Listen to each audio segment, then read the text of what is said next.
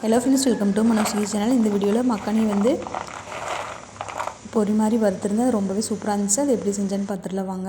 அதுக்கு ஒரு கடாயில் வந்து இந்த மாதிரி ஒரு 2 நிமிஷம் நல்லா வந்து வெறும் கடாயிலேயே போட்டு மக்கானி போட்டு வறுத்து எடுத்து வச்சுருந்தேன்.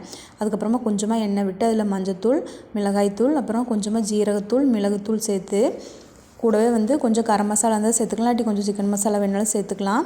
இந்த மாதிரி தேவையான அளவு உப்பு சேர்த்து நல்லா வந்து அதை ஒரு கிளறி விட்டு அதுக்கப்புறமா இந்த மக்கானியை போட்டு நல்லா வந்து இதையை வந்து ஃப்ரை பண்ணிக்கலாம். பாருங்கள், இந்த மாதிரி நல்லா கலந்து விட்டு நல்லா சூடேறி நல்லா கலந்து வரணும். அதுக்கப்புறமா அடுப்பை ஆஃப் பண்ணிடலாம். இதை வந்து எண்ணெய் சேர்க்காமல் வெறும் மக்கானியே ஃபஸ்ட்டே நான் போட்டிருந்தேன் இல்லைங்களா வடை சட்டியில், அந்த மாதிரி போட்டு வெறும் மிளகுத்தூள் உப்பும் கூட சேர்த்து சாப்பிட்லாம். ரொம்ப நல்லாயிருக்கும். ஃப்ரை பண்ணி சாப்பிட்லாம், மொறுமொறுன்னு நல்லாயிருக்கும்.